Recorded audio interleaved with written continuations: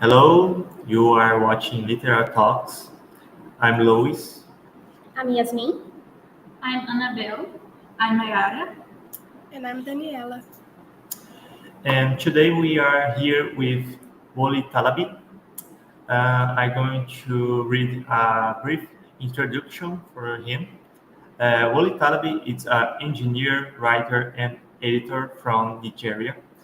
He is the author of a novel, Shigidi, and the brass head of Obalufon. Obalufon. His short fictions has appeared in places like Asimov's science fictions, Lightspeed, magazine, tour.com, and its collective in the books Convergence Problems and Incomplete Solutions. He has been a finalist for the Hugo, Nebula and Locus Awards, as well as the Caine Prize from Africa Writing, and he has won the Nomon Award from African Speculative uh, Fictions and the Sidewise Award for Alternate History.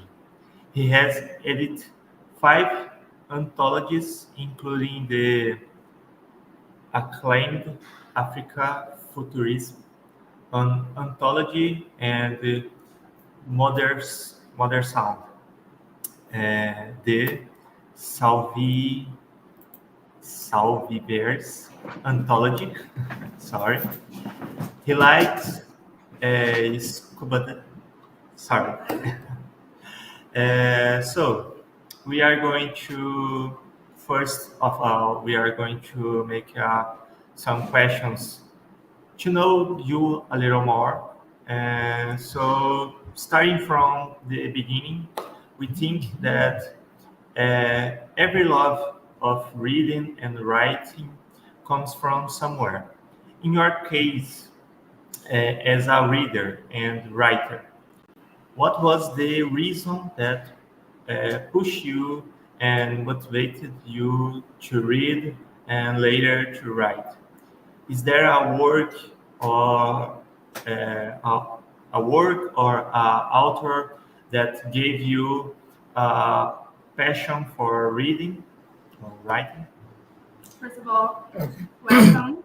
Yeah, Thanks sorry. so much for being here with us. Yeah, sorry. Of course. No, thank you. It's a pleasure. And it's a great question to start with.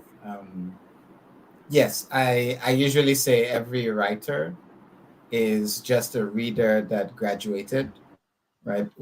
Everybody that writes loves to read as well. And for me, I guess I started when I was very young. There's no specific one book or one author that started me reading, but growing up, my parents had a lot of books in the house, all sorts of books, textbooks on chemistry, encyclopedias, fiction. My mom studied English literature, which I guess similar to what some of you are studying now, literature. And so she had a lot of books from her studies in the house as well. And from when I was very young, I would just read all of them. I didn't discriminate between newspapers, encyclopedias, fiction. I would just read everything, and I really enjoyed reading. I spent a lot of time we had like a small room, like a small reading room in the house that was just full of books, and I would just go down there in the morning and stay there till, I needed to leave, especially on the weekends. I would just be there for the whole weekend. And that's probably where my love of reading came from, because I learned a lot of things, but I also learned a lot about the power of words and storytelling to help us understand things, right? Because almost everything we do is storytelling. Even when someone is teaching you something, most of the time, the first thing they do is they make a metaphor, right? It's something like this. They connect it to something else in your head, and they tell you a bit of a story to get you engaged. So yeah, that's really where my love of reading came from, was just as a child reading my parents' books and eventually loving those stories so much that I wanted to write some of my own.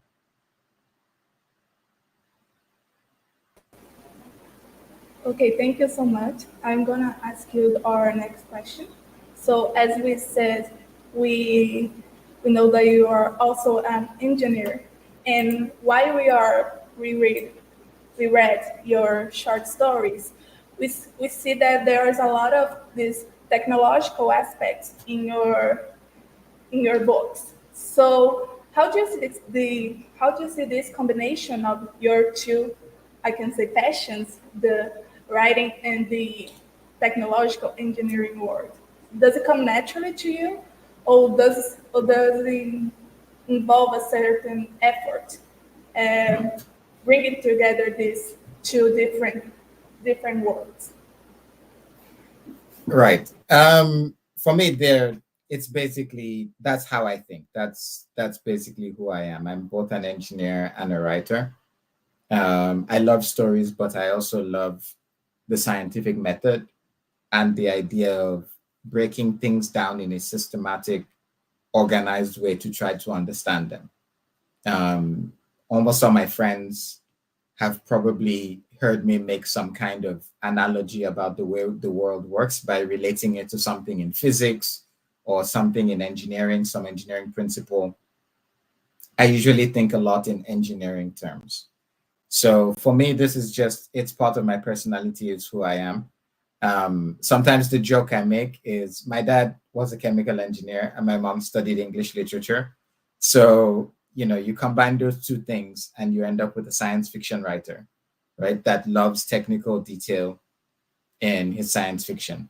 But it's not just from my parents. It's very much the way I grew up thinking about how stories help us understand the way the world works, but also how applying structured thinking the way you would do in a scientific inquiry or in an engineering approach helps you understand the world and also understand how you can adjust it to get the outcome that you want. So for me, these two things are always intertwined, they're always related with each other. The two worlds are not really separate, they're basically the same world to me.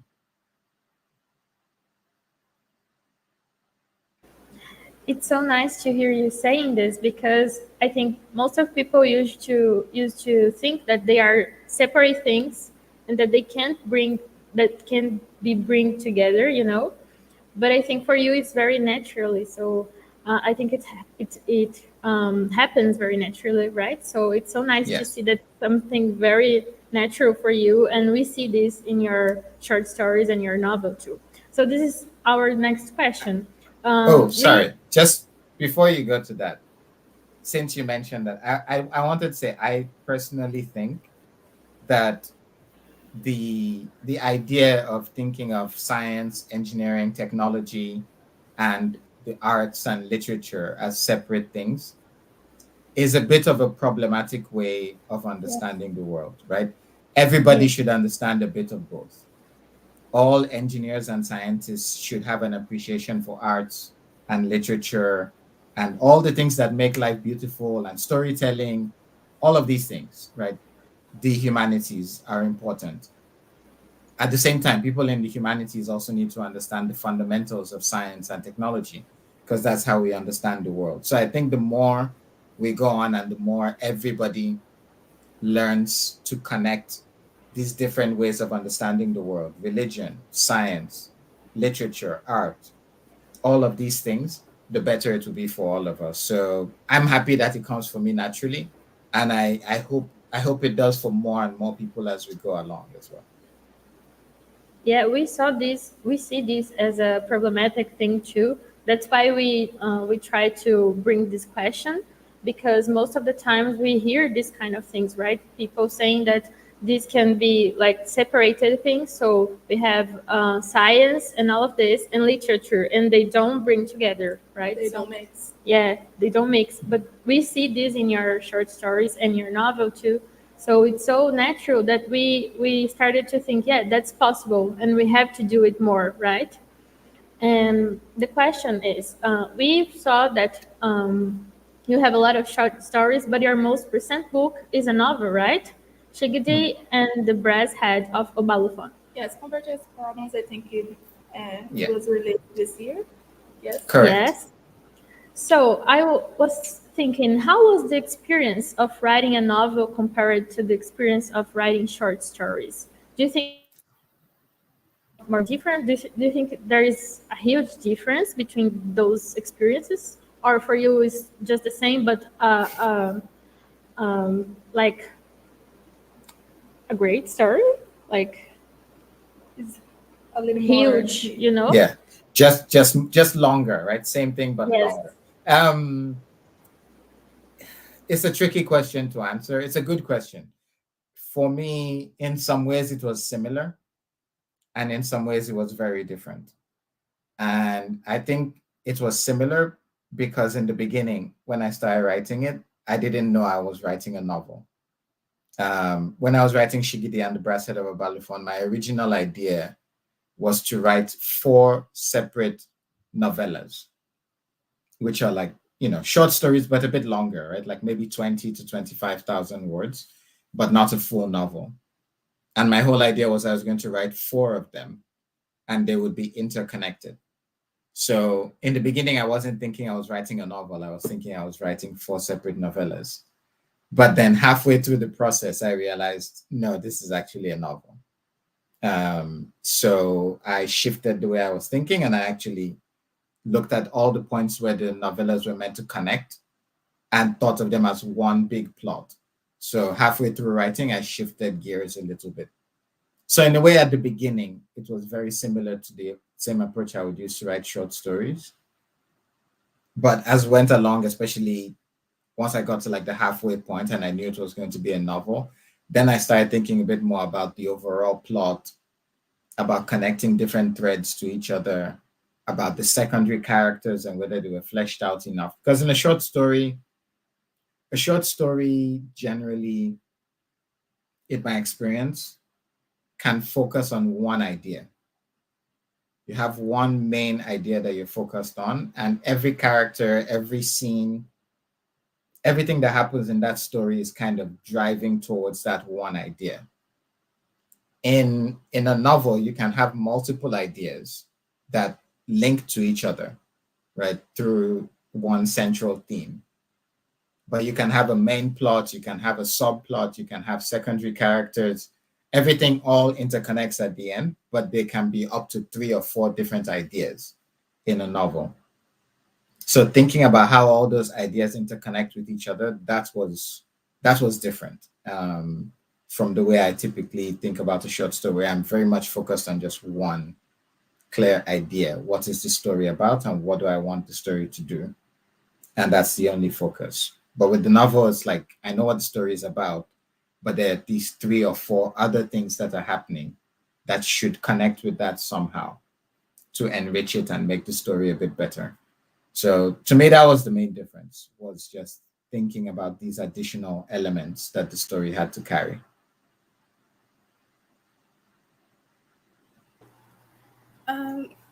And in our research, we also saw that you were an editor of African Futurism and Anthology, published by Brittle Paper.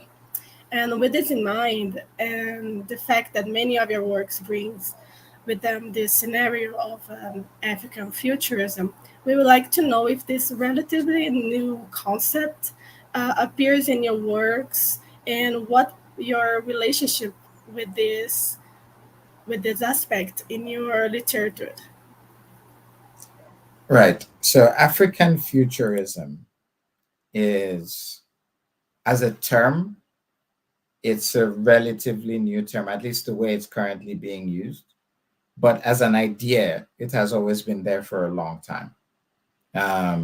You can find people referring to concepts of African futurism as far back as 1993 in formal papers and essays thinking about African art, but even further back.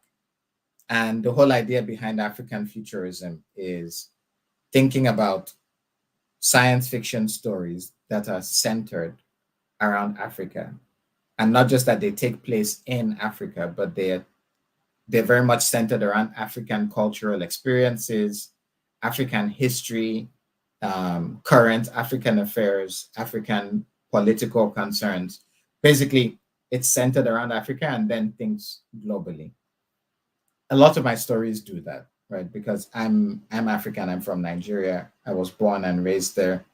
So of course, most of the things I think about from an African point of view.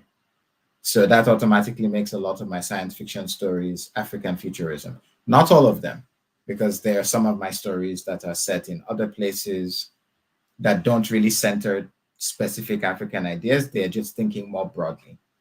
But I would say yes, a lot of my, especially my science fiction, would fall under African futurism. And it is something that is representative of a lot of the work I've written. I think it is something that is useful for understanding a lot of African science fiction, because science fiction historically, at least the popular science fiction in the world, has come mostly from the US and Europe, right? From the global north.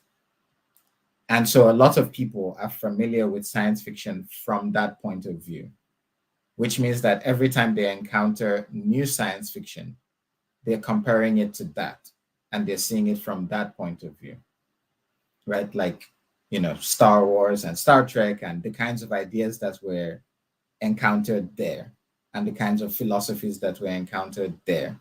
And then they try to apply that philosophy to, let's say, science fiction from Africa or even science fiction from Brazil. And it doesn't always work because there are certain cultural practices, there are certain philosophical beliefs, there are certain ways of understanding community that are different. So when writing a science fiction story from a different location, and you are applying those cultural factors and using that as the center of your story, and now extrapolating it into the future, you can't look at it the same way you would look at, say, science fiction that was written by someone in the US, right? Or someone from the US writing about things happening in the US. Whereas if I'm writing about African philosophy, African traditional philosophy, you need to look at it with a different lens. So African futurism is, like I said, it's a useful way of describing a lot of the stories that I've written. I think it allows people, when they see that name, African futurism, it makes them stop and think, oh, this is something different from the usual science fiction. It's a form of science fiction, but it's a bit different. Its center is different. So then it allows them to kind of mentally shift where they are encountering the story from. And it also allows them enjoy the story better. Because if you encounter a story and you're comparing it directly to stories you've encountered before and viewing it from that lens, there are things that you can miss. There are things that you might not understand, that you might think are wrong, so to speak. But if you've already had that kind of introduction in your mind, that no, I'm going to read something that's in a different genre, then it allows you come at it more open. You're like, okay, let me see what this is about. And then you're more able to engage with the story.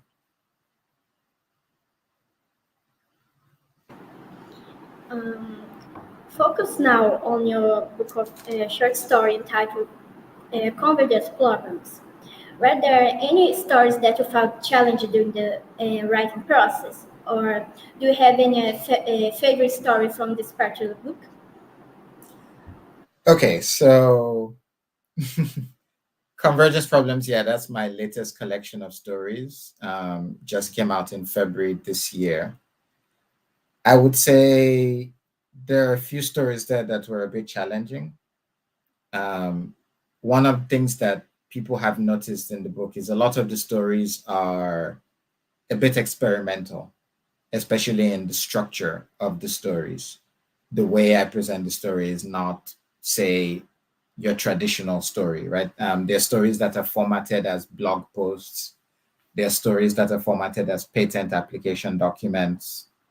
There are stories that are told from the point of view of abstract concepts, like the days of the week, for example. So it's probably my most playful collection. It's my second collection. But if you compare this with Incomplete Solutions, it's a bit more playful, a bit more experimental in the approach and the ideas.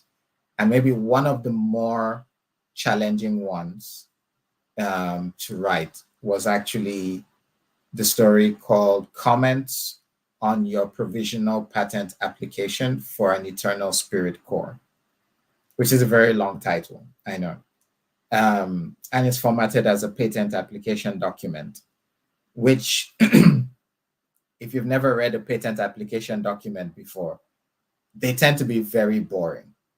A patent application document is, someone applying for a patent for some technological innovation. So they have to provide a summary of the technology, what it does, what it's for, things like that. Enough detail to specify that this is new technology, it's a new invention they've come up with. Now, if I just presented a patent application document, there's no story there. It's just a boring technical document. But I challenged myself to try to take the format of this boring technical document and use it to tell a story. And that was partially inspired by another story I had read in, I believe it was an African magazine called the Nkare Review, where Namwali Serpel, who is also another African author, she had done something really clever. I believe the story was called something like Receipts. And it was just a list of receipts or expenses that someone had spent money on over a few weeks. And just by reading the list of things that she spent money on, you could almost tell yourself the story of what was happening to her, right? She's paying for her Netflix subscription. She's canceling her Netflix subscription after a bad date. She goes to a Chinese restaurant. You basically see all the things she spent money on and constructs a story from that. And I thought, if someone could tell a story from a list of expenses, then surely I can do something with the patent application document. So I spent quite a bit of time thinking about the best way to do it. And in the end, I decided there would be comments on the document, like the way most of us work today with a live document on Google or Google Documents, any kind of online documents where you can have multiple people editing it at the same time. And so I thought that would be a great idea for a story if you had this technical document with two brothers basically commenting on each other at the same time and having a conversation because one of them is refusing to pick the other one's calls. So the story happens in the comments. And that's why I gave it that title, because it's very much focused on the comments. But through the comments and in the technology described in the patent, you can see what has happened in the family. There's been a tragedy, and one of them is trying to invent something to basically bring their parents back. So that was a bit challenging, getting the balance between technical document and the emotional dialogue that is happening in the comments. And it took me a few tries. I'm very thankful to a few friends of mine, other writers as well, that gave me feedback on the story that helped me get it to a final form where I could actually publish it. So, but that took quite a while and quite a bit of effort to figure out the right balance. In terms of my favorite story in the collection, I don't think I have a favorite, if I'm being honest. All of my stories, like I said, I try different things. I like to experiment with my stories. So I feel like every story is so different because it's the result of something else, something unique. So what I'll say is there's one story in the collection that I really wish most people would read. It's not because it's my favorite, but just because I really think it's the one that symbolizes everything about the collection, right? All the different ideas in every story in the collection, you can see bits and pieces of all of them in that one story. And that story is called Ganger. Technically, it's a novella. It's the longest story in the collection.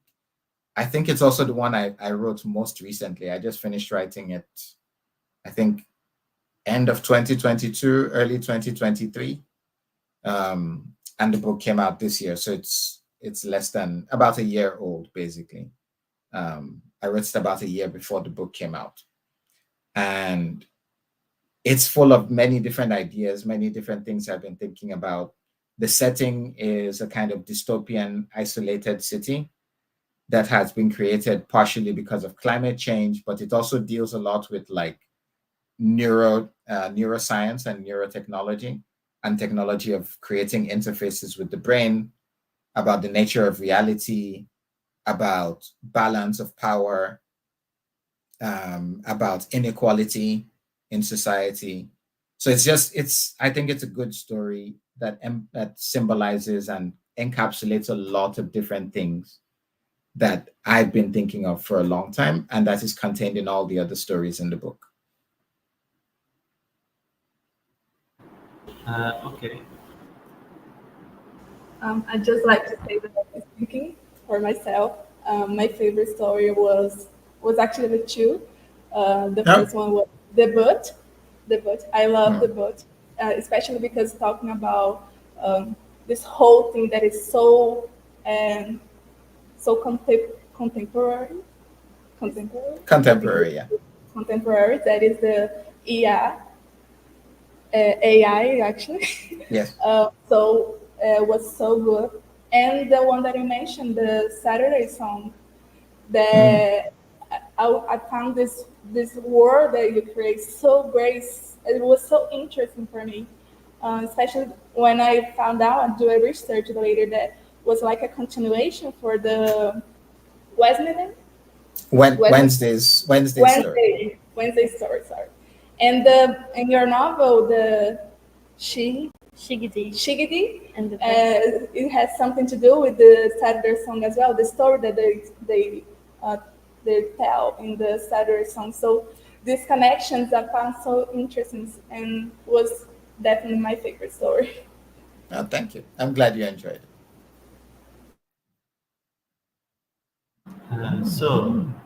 Willie, can I call you Willie? Yeah. So there's two questions in the chat. Janice like to ask you, who are the African writers that you was been reading? Okay. Interesting. A lot of them. I grew up reading African literature. Like I said, my mom studied literature. She studied English literature, but even in school, I read a lot. Until now, I keep discovering new African authors whose work I really enjoy. If I really want to narrow it, okay, you know what? I'll answer this question in two ways. I'm going to give you some old recommendations and some new ones. So the ones that I have read, going a bit further back, that I would definitely recommend. I will start with Cyprian Ekwensi. I really enjoy Cyprian Ekwensi's work. He wrote very much almost like what you would call pulp fiction, the equivalent of African pulp fiction, very entertaining stories. And then recently I'm sticking with the older recommendations. So Cyprian Ekwensi is a good one. Ben Okri as well. Ben Okri, of course, is well known in African literary circles. I believe he was nominated for the Booker Prize as well. Ben Okri's work was very influential on me early on. And also thinking about others like the Ghanaian author Kojo Lang. Kojo Lang, I think, is a very underrated African author. He was very inventive, very creative with language structure, with speculative ideas long before people were labeling what they were writing speculative fiction. He was already doing it. Woman of the Aeroplanes is one of my favorite stories just because of how wild it is. Like Kojo Lang would do things like format a sentence in the format a sentence like an equation, just because he could, and he would halfway through a paragraph slip into poetry and then slip back to prose. Reading Kojo Lang's work is it's like having your brain expanded. Yeah. Buchie Mecheta is also another author whose work I read quite a bit of growing up. I could keep going on and on. There's so many of them. More more recently, or recent, I'd say contemporary authors. Obviously, Nnedi Okorafor has been a big influence on almost everyone in the field, including me. I read some of her work early, and I was very, she did for me what I think I'm doing for a lot of people today. People mention when they read my work, they see African science fiction in a different light.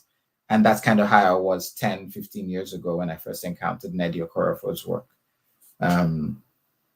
I am also really enjoying more contemporary authors, people like Wemi Aguda. Wemi is a friend of mine. We've known each other for a long time. She just had a collection of stories that came out this year called Ghost Roots, which is brilliant. She's a brilliant author. Definitely recommend reading her work. And then there's also Tlotlo Samas from Botswana, who wrote Womb City. That one I read this year, and I really, really enjoyed it.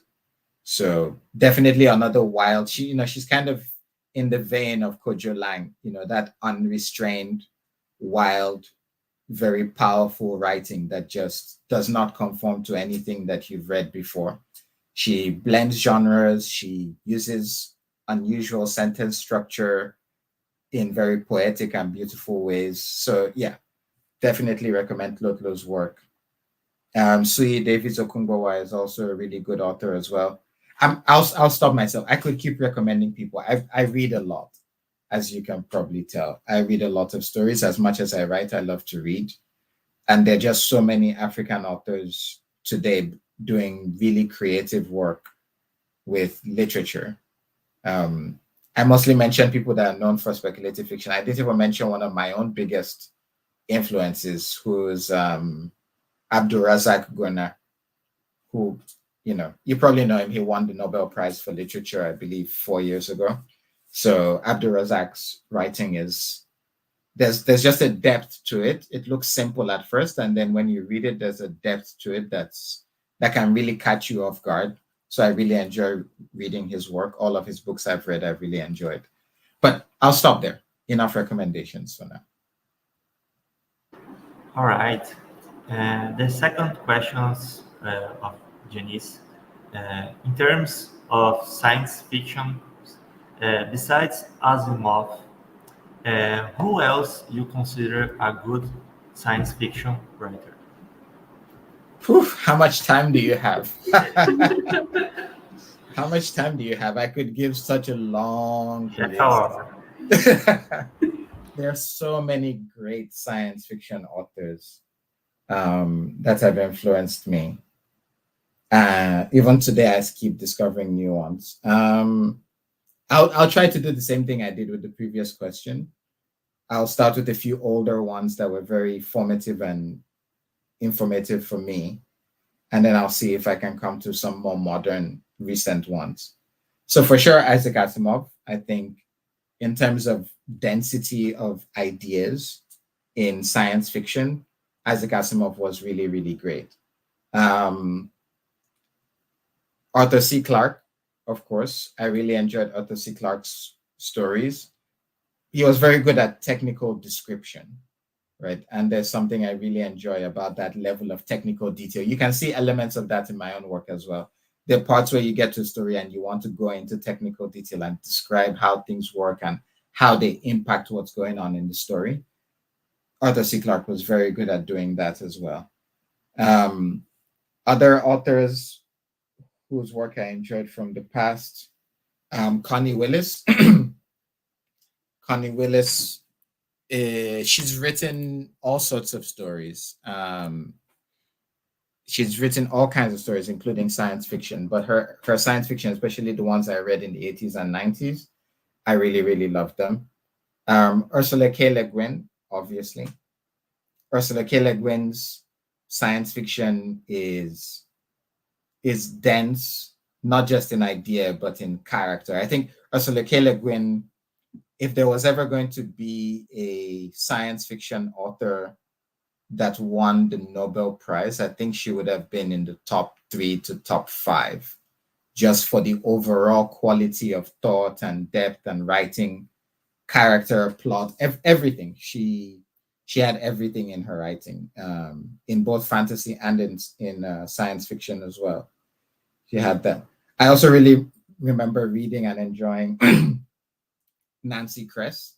Nancy Kress's The Sleepless Stories, Beggars in Spain, I think it was called. Yes, the first novel is called Beggars in Spain.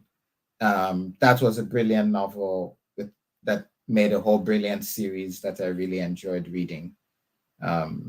So yeah, those are some older science fiction authors that I thought were really influential. Coming to more modern day, I already mentioned Nnedi Okorafor, who writes brilliant science fiction as well. There, Kim Stanley Robinson is, I think, one of the best science fiction authors writing today. I also really love the Three-Body Problem by Cixin Liu. I like a lot of Cixin Liu's writing. To me, he has that Arthur C. Clarke quality of technical description, right? Being able to write technical description in a really engaging way. So if you haven't read The Three-Body Problem, The Dark Forest, or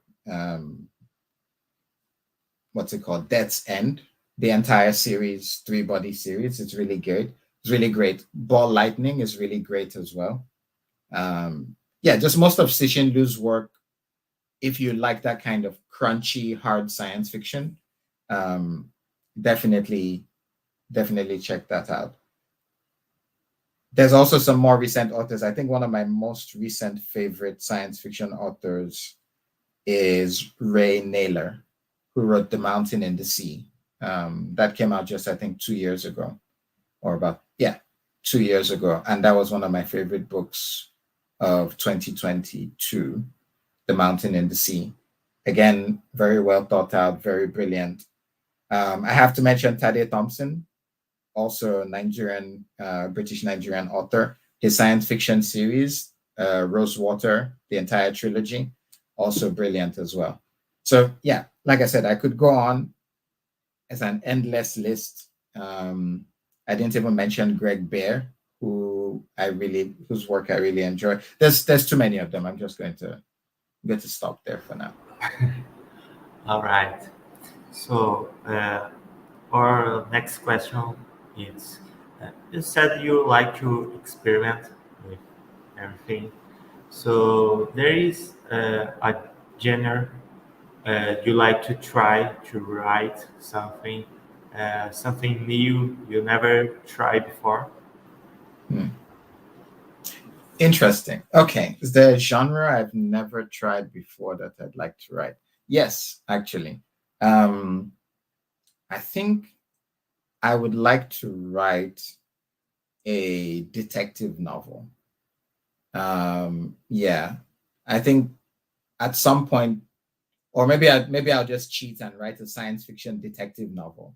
But I like that whole classic detective novel setup, something from that traditional Sherlock Holmes, fashion, where there's something happens and you need to figure it out. And as you go along in the story, you get clues, and you're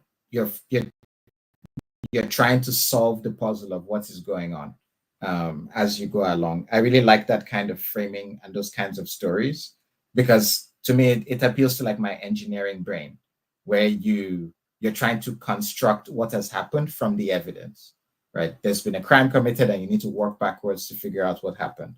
So that kind of Sherlock Holmes, Poirot style of story, detective story, I would like to write. I've never written one, not really, but I think I would like to. And I don't think I would like to make it speculative or science fictional. I think I would like to just do a straight detective story, probably set in Nigeria, just because Nigeria can be such a chaotic place that all your clues and everything you think is happening will probably be wrong.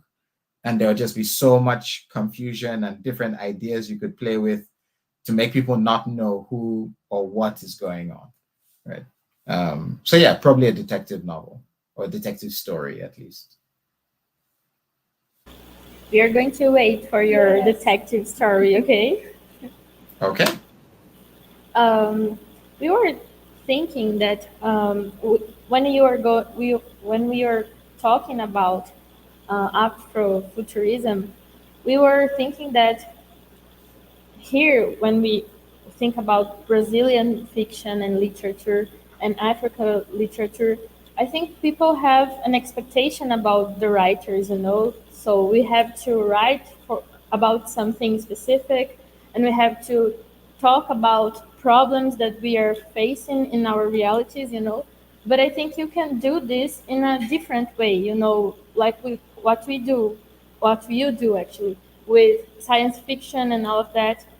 So we are talking like we know that the world has undergone about many changes and many different aspects, and we wanted to think and to ask you, what kind of problem, like social problem, social issue, do you think is a fertile thing to talk about in your books and your short stories and novels, all of this?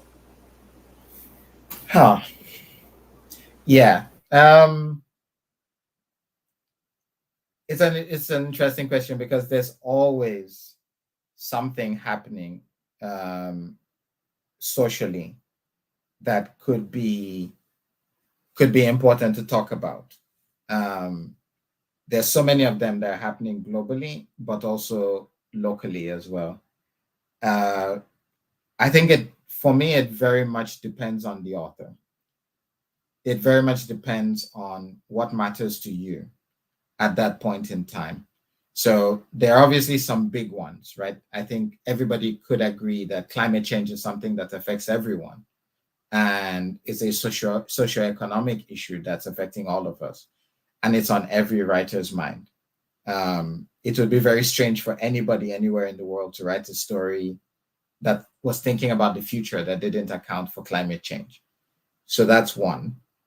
But then when it goes beyond that, when it goes to social issues about gender and politics and things like that, my own personal point of view is it has to come from something that you as an author care about. Because sometimes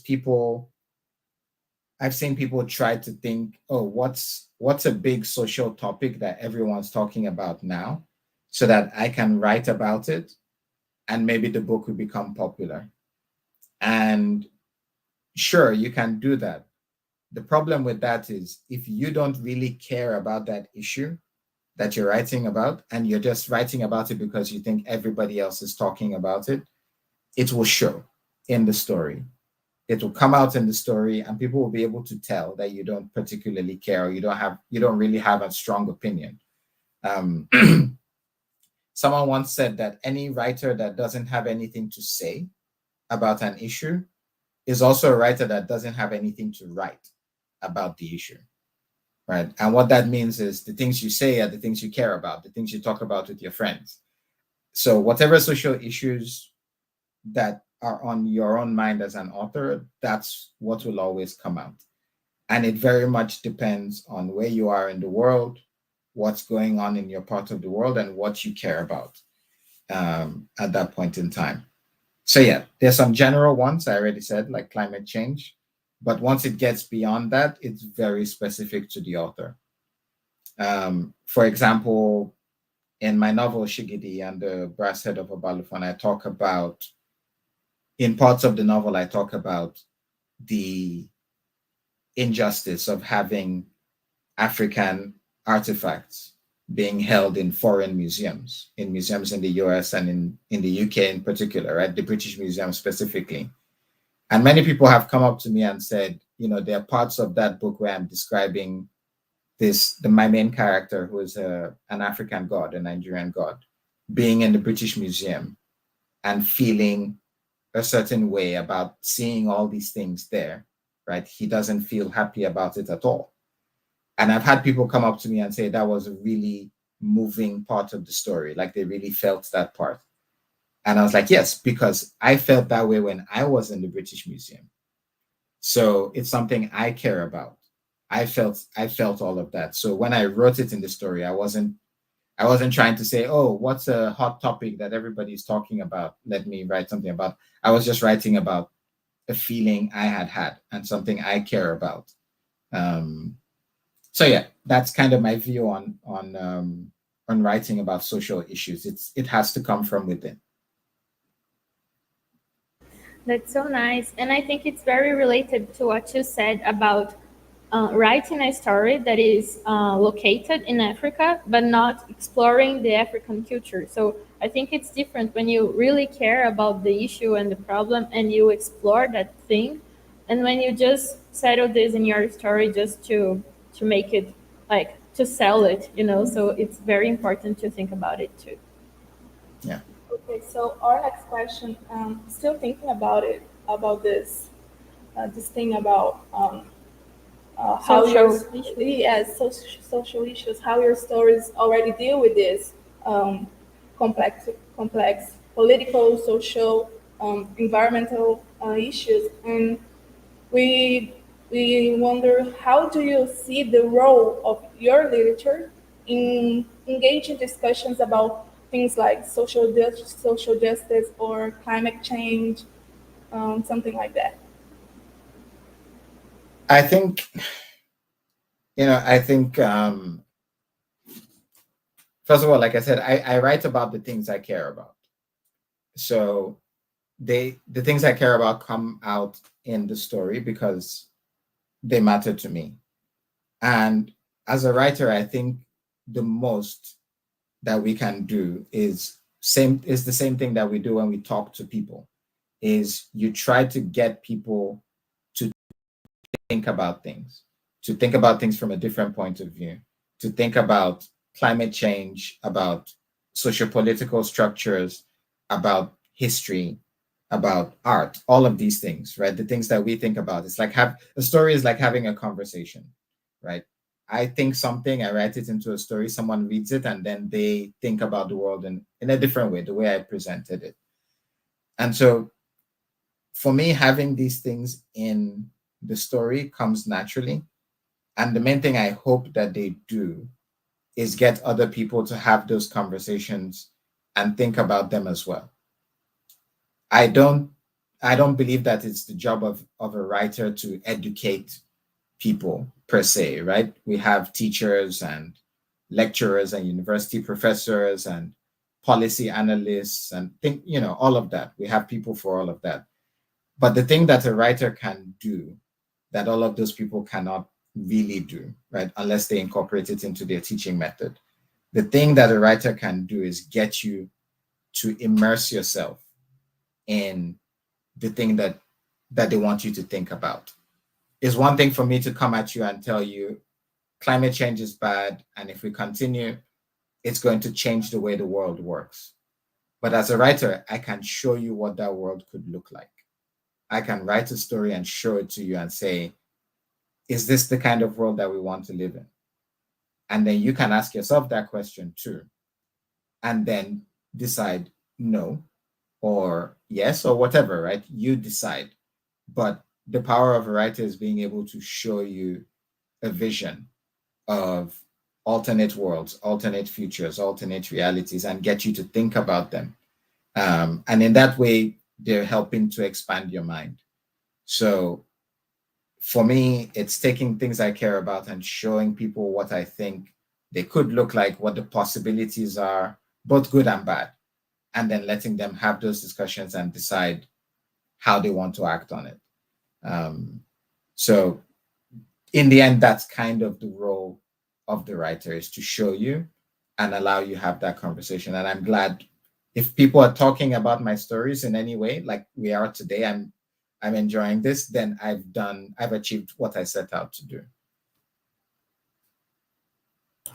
Thank you. And as I was hearing you telling about your writing process and how much you care about what you are telling, your storytelling in your stories, and I could see that you put a lot of love and care in your stories, and in your literature. And I'm pretty sure that it is a not isolated case, that there's a lot of other Nigerian writers who do the same.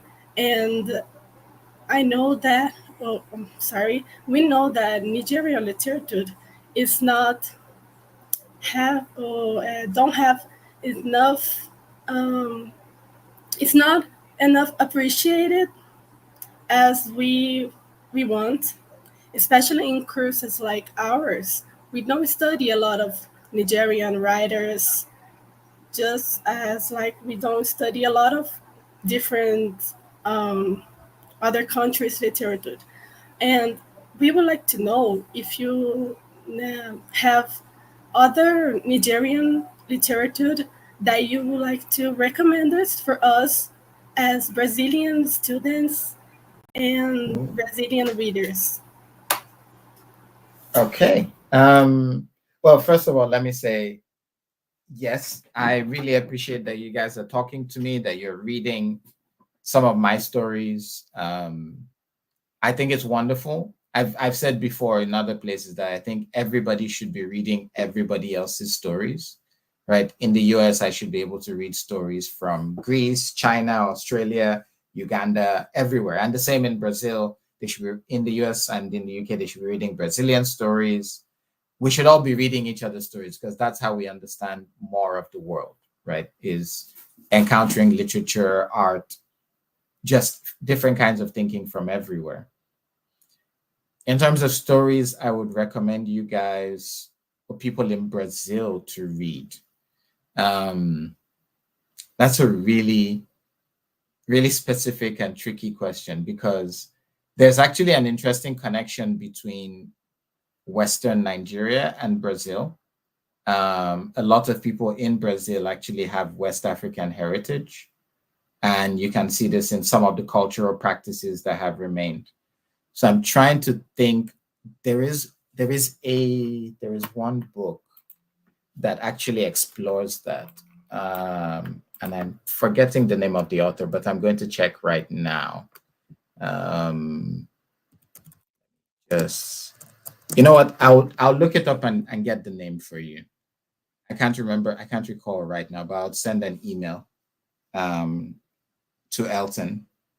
Yes, there's a really interesting book that follows a character or two characters from Africa to the US and to Brazil.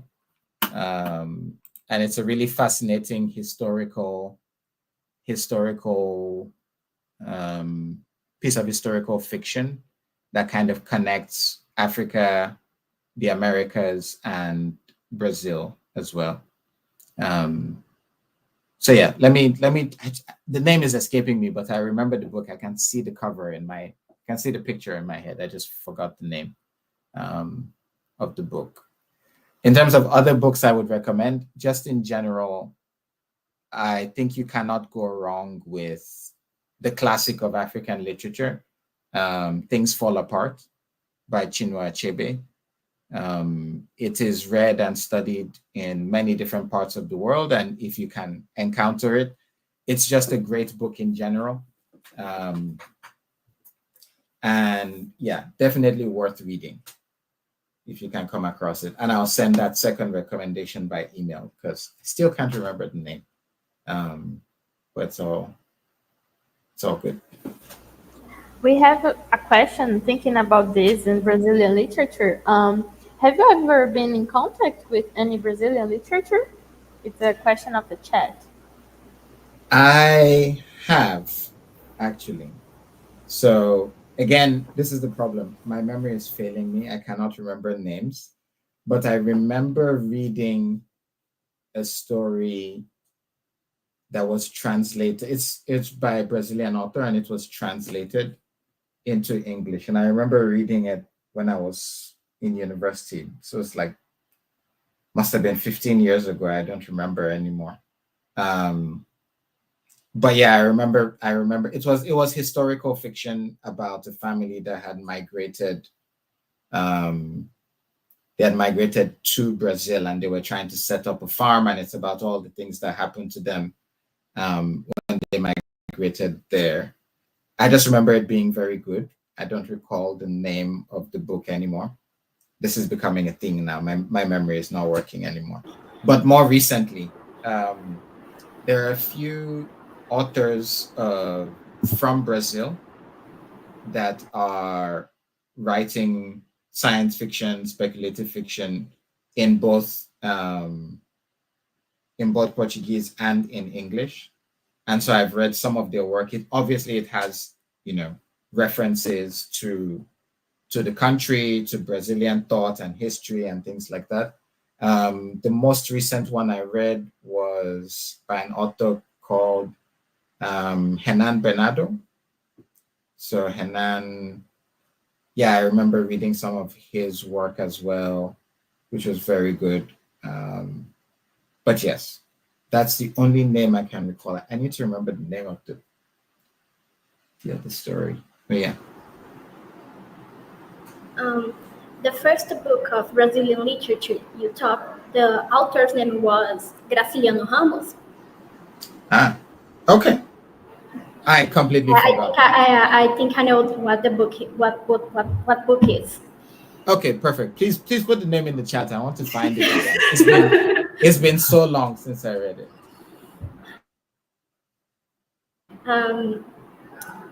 Okay. Someone will put on the chat the name of the book for you. Thank you. We've seen that your work has already been translated into 5 different languages, and your visibility is increased every day.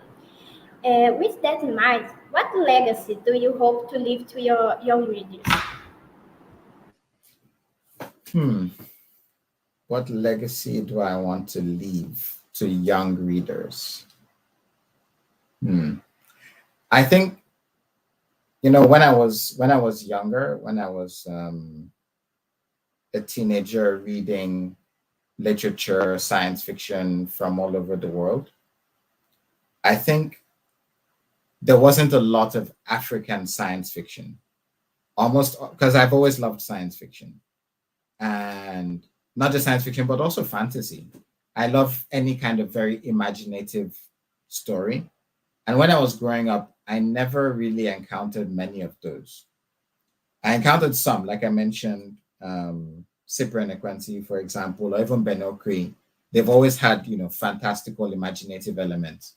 But when it came to science fiction or like secondary world fantasy, big, completely different world, alternate realities, there were not a lot of those. And there was a part of me that thought they didn't exist because we couldn't write them. And as I grew older, I realized that wasn't true. But I know that many people still feel things like science fiction is not for African authors, because everything that's like advanced technology or everything futuristic has to come from the West.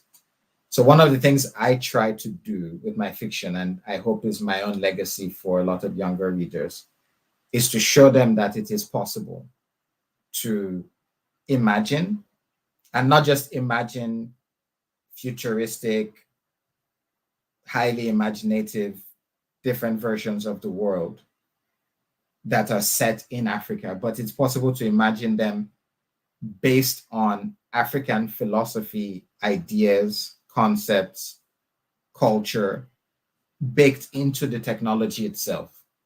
I think that does something, and it's not just a copy of the kind of technology that you see in American movies or American books or British books.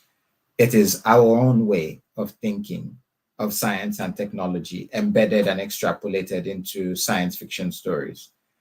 And so if there's any legacy I leave, I hope that is what it is, which is that legacy of showing other people that were like me, that are the way I was 15, 20 years ago, that it is possible. And not just that it's possible, it works. And that's the way it should be. Everybody in the world is capable of big imagination, and we should all be using it, because that's how we can imagine a better future. So yeah, if I have any legacy, I hope it's that. Okay, thanks. In the chat, we have another question. Is there any plans to have your stories translated to Brazilian Portuguese? Right now, no. There are no plans, at least not that I'm aware of. Actually, funny enough, my stories were just translated to Portuguese, but Português, not Brazilian Portuguese.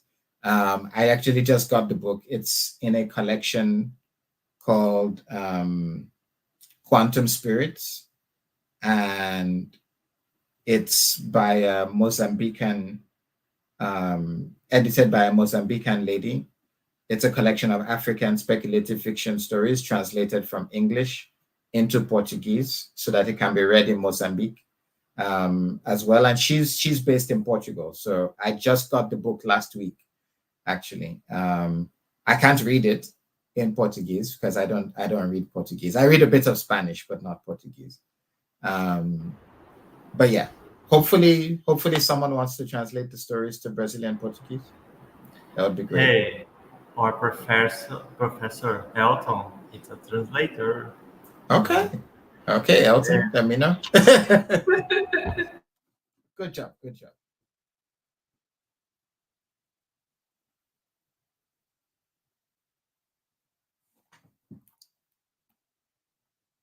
Oh, you're muted. I just wanted to say that what you said about your legacy, the legacy you want to leave and all of this, I think it's really beautiful to think about it, how we can have different points of view and we can view our reality in another way, you know? So to give this hope to new readers, to young readers, that we can explore new things and new views to the reality, it's really, really nice. So it's so nice to hear you saying this, just to comment, okay? Oh, thank you. I mean, someone did it for me. All the science fiction authors I read when I was growing up, they're the reason why I'm an engineer today and why I also write my own science fiction. So yeah, hopefully I get to do it for someone else too. That's so nice.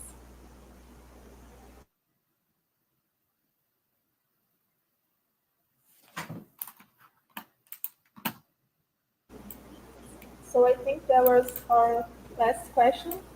We also like to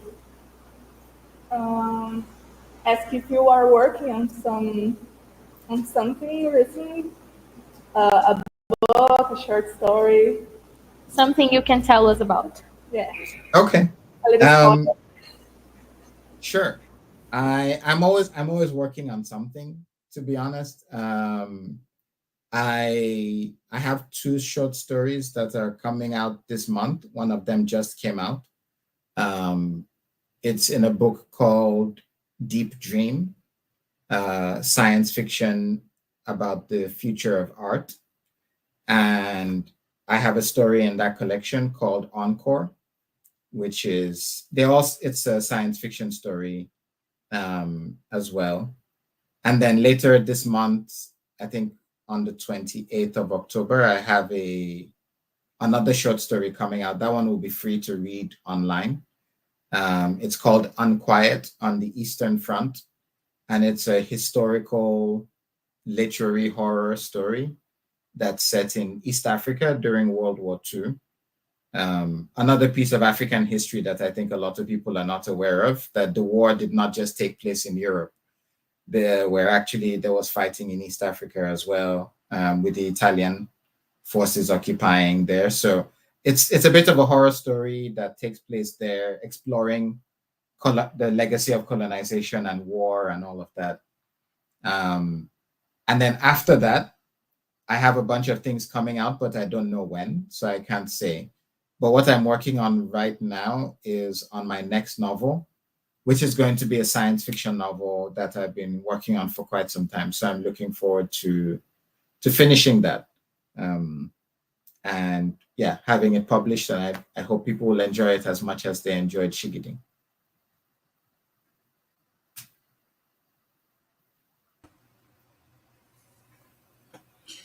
Okay, so I think the group has finished with the questions. We would like to thank you so much, Wole, for being here with us this morning for us and night for you.